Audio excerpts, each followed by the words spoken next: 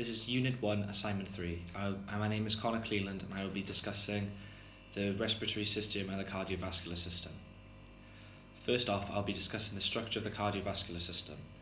The cardiovascular system, also known as the circulatory system or vascular system, is an organ system that permits blood to circulation and transport nutrients, such as amino acids and electrolytes, oxygen, carbon dioxide, hormones, and blood cells to and from the cells in the body to provide nourishment and help fighting diseases, stabilize temperature and pH within the blood, and it maintains homeostasis.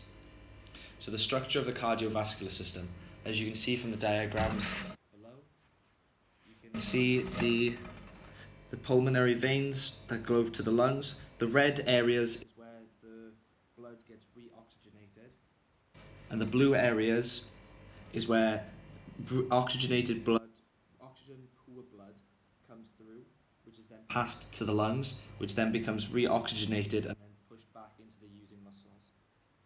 As you can see here, the blue veins that flow down the body and to the muscles takes the oxygenated blood from the muscles back to the heart, where it can be then transported back to the lungs to be then oxygenated again, in the same way that the red veins and capillaries and arteries come from the heart, which is oxygenated blood, which then flow through the body back to muscles and organs to help them function properly.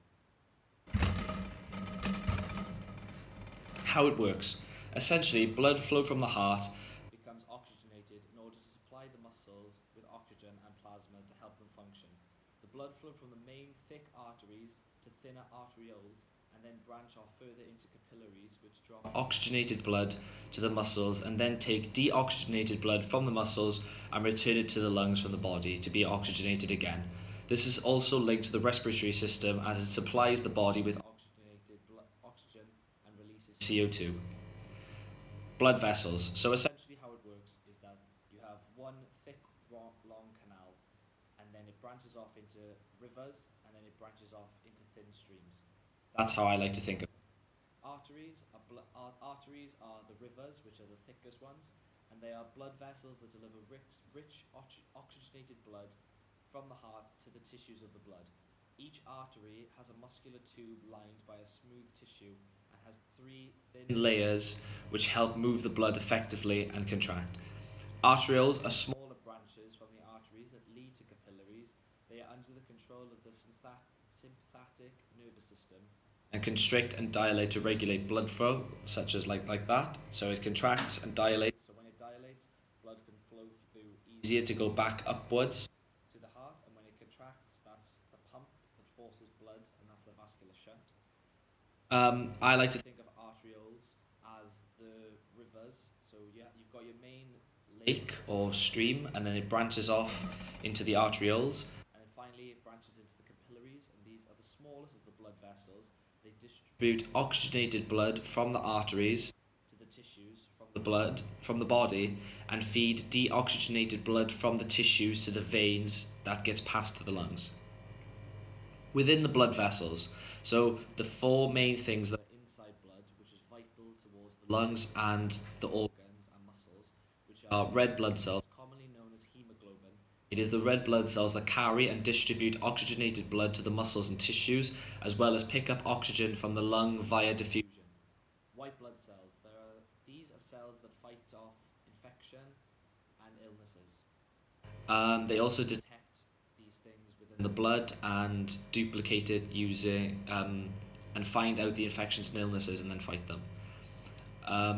Platelets. They are cells within the body that form scabs. So when a cut has pierced the skin, these cells group together and compact on top of the body to block out the cut, and this blocks out bacteria and stops infection. Finally, plasma. This is the fluid within the blood that is made up of waters and sugars, and it gives blood the liquid form to help the blood vessels and help blood movement. So the respiratory system. The primary organs of the respiratory systems are the lungs, which function to take in oxygen and expel carbon dioxide as we breathe. As gaseous exchange process, this performed by the lungs and respiratory system, such as air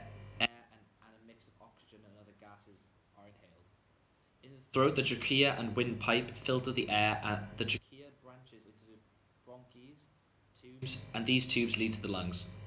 Once the lungs are filled with oxygen, they then pass the oxygen to the bloodstream to where it is needed. Red blood cells collect carbon dioxide from the body's cells and transport it back to the lungs. An exchange of oxygen and carbon dioxide takes place in the alveoli, small structures within the lungs, and carbon dioxide and a waste gas is exhaled.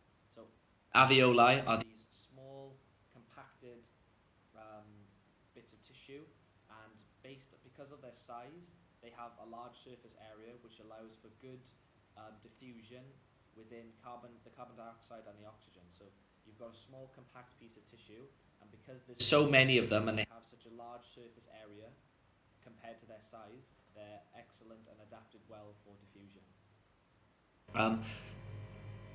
Adults normally take 12 to 20 breaths per minute. Strenuous exercise drives the breath rate up to an average of 45 breaths per minute.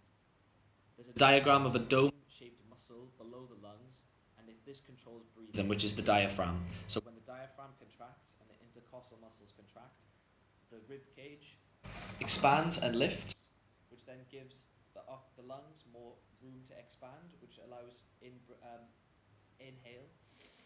So as you can see, the intercostal muscles have expanded, my chest has pushed out, which now has allowed my lungs to take in more air, and as I exhale, the intercostal muscles relax, the diaphragm sits deeper and relaxes, which then pushes the lungs in, which means I have to exhale. So here is the diagram that I just spoke of. As you can see, there's the diaphragm at the bottom and the intercostal muscles here. When the intercostal muscles contract, and it pushes the rib cage up, and the diaphragm contracts and pushes up, which now then allows the lungs to expand like that. As you can see, that's the bronchioles and the alveoli are there, and due to their, like I said, there's large surface area, this is great for diffusion. You breathe through your nose and through your mouth, and it both leads down the same trachea there.